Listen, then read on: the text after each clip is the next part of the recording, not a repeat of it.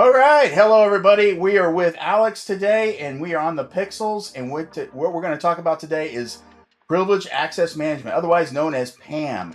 And without further ado, I'm going to hand it over to Alex. He's going to introduce himself, and then we're going to get right to it. Hi everybody. Hi Bert. I'm Alex. I'm working in the data privacy and IT security since 2010. I had projects around the world, starting from United States, Europe, Middle East, and Asia. I'm currently certified in data privacy and IT security, and one of the projects that I'm working right now is with the Erasmus program at the European Commission.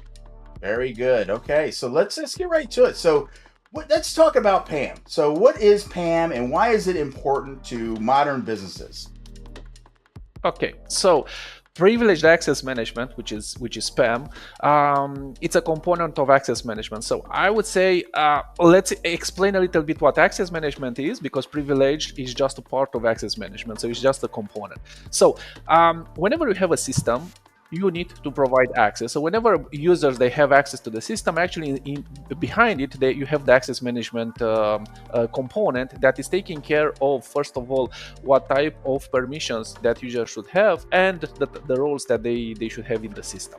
Now the privileged one is related to admins. Usually the administrators are the one that are having access, are the one that are having privileged access to the system, and it's very important to control that, because for example, in the old days, everybody was providing to users access to the system as an admin, and they were able to do whatever they want, which of course it was a problem. And well,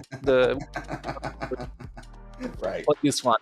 So why is it important? Because you need to control access to your data. Today, the data, it's a gold mine, and if you lose access to the data, you may be also you may have problems with fines, with authorities, and receiving fines, and even losing your business because your clients won't work with you anymore. So yeah, that's why it's very, very important to control it. Very good. Okay, so essentially, I mean, you hit upon it. Privileged accounts like -A accounts, service accounts. It could be even like certificates or anything such as that. So talk to me more about why is that critically important that companies lock down or at least have some structure around their privileged accounts?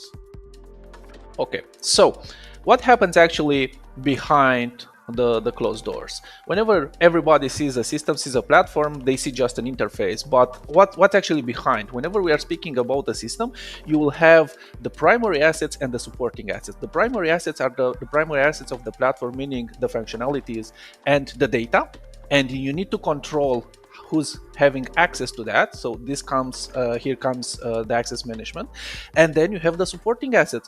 Everybody will think, okay, you have your own system and that's it, but actually you are interfacing the systems with a lot of other systems. You may have databases, you may have authentication platforms, you may have authorization platforms that are integrated, and anything else that may be integrated.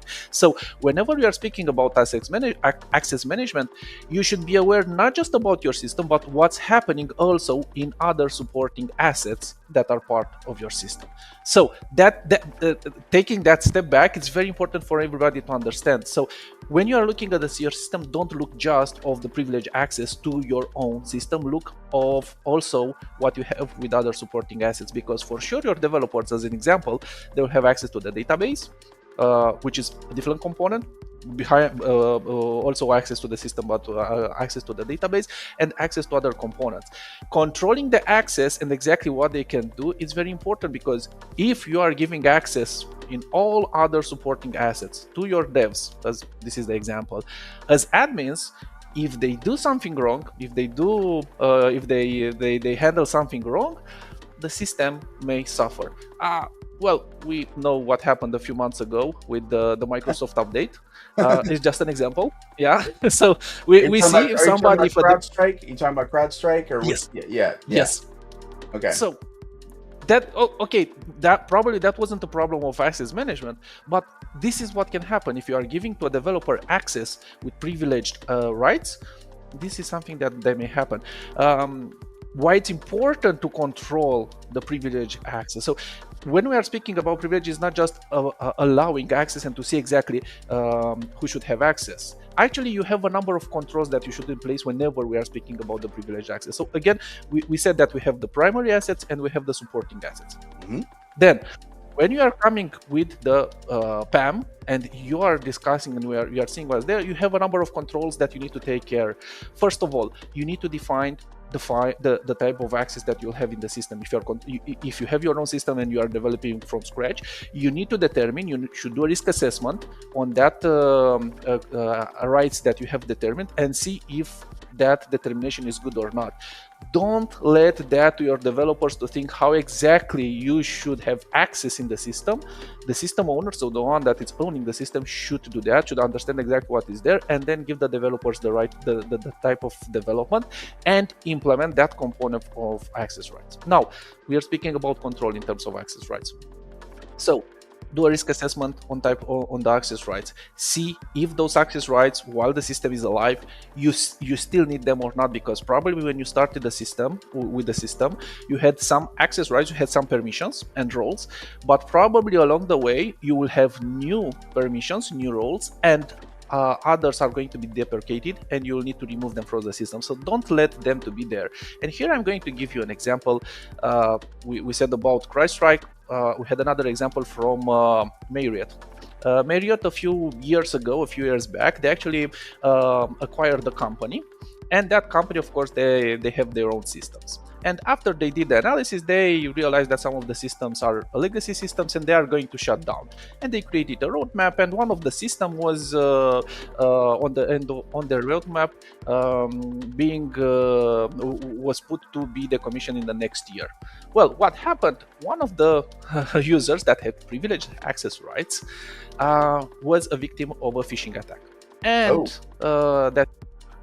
that loser lost the access to the username and the password, and the attacker entered the system and started to collect everything that was there. Microsoft realized when they actually decommissioned the system, Marriott realized that when they decommissioned the system. Well, of course, they had to inform the authorities, and authorities issue a fine like 20 million or something.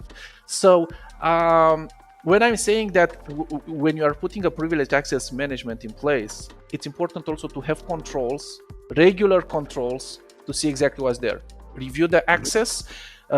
After determining the access rights, review the access. Now, we just spoke about the access, but under the access we have the users. Okay, we have privileged users and other type of users. You should have controls also here. Review the users that have access to the system, privileged accounts. Review them regularly. Actually, in the IT security world, it's recommended to do it at least every 6 months, and whenever there is a change in the responsibilities of that user. If that user is migrating from a team to another, if that user is leaving the company and goes somewhere else, you should shut down that. You should remove the access within 24 hours.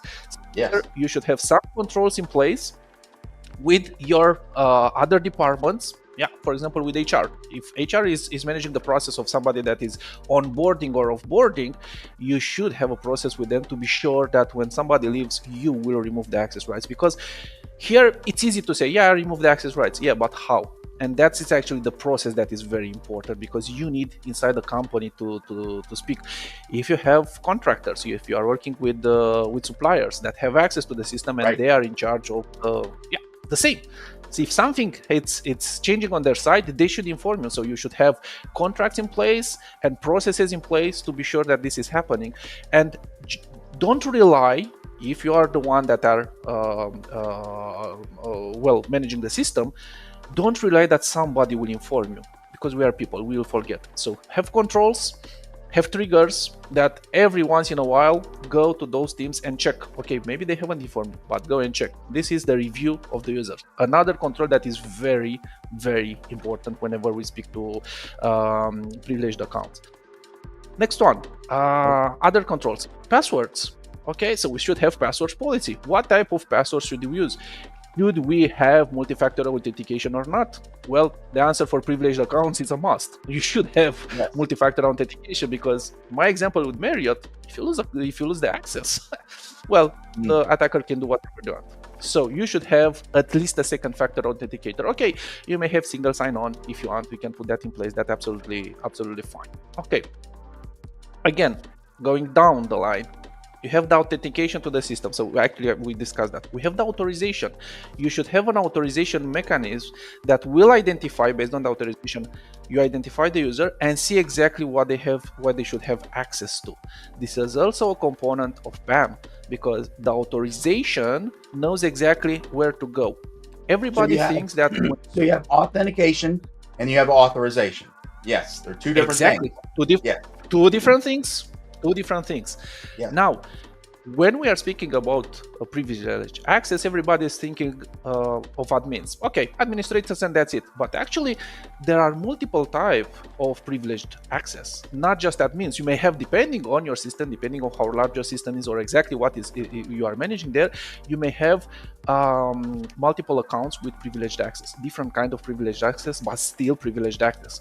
So again, that's why it's very important to have an authorization system to know exactly where that goes. If something is changed automatically based on that authorization system, each user will have the functionalities that will access in the system will be changed. So it's very important to control that. If you don't have that, okay, small systems, it's something else, but big systems should have that in place.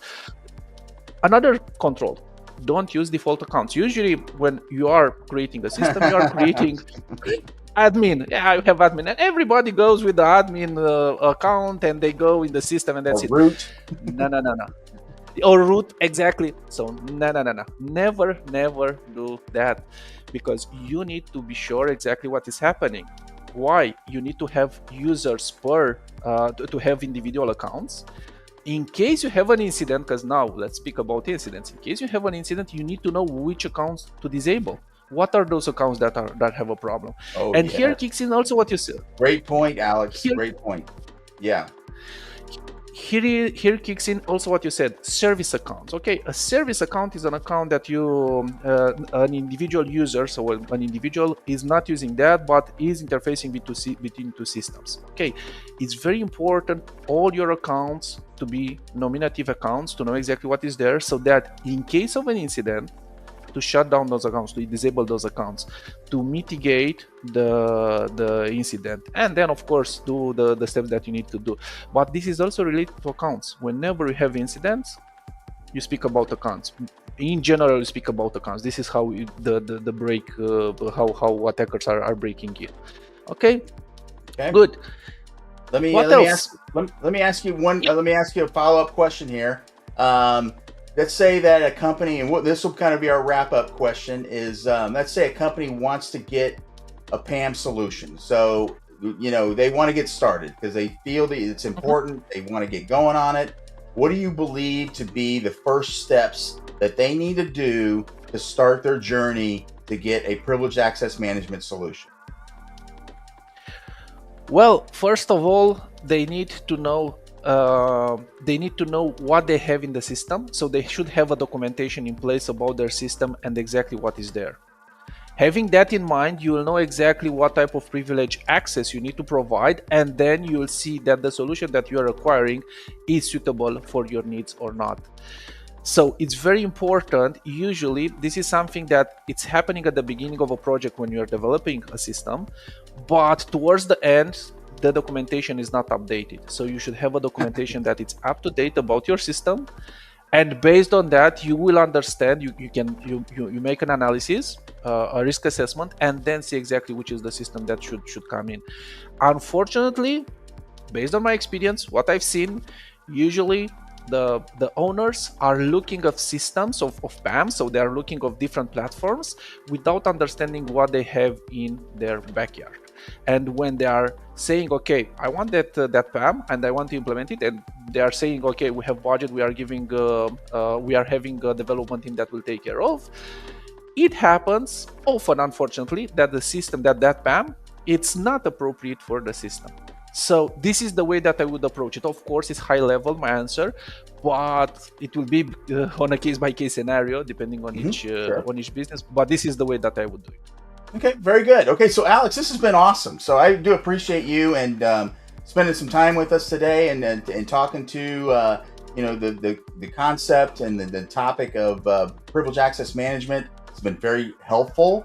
I can assure you that there will be some further questions and some follow-up that we need to do, because this was, like I said, this has been very informative, and I do, like I said, appreciate you.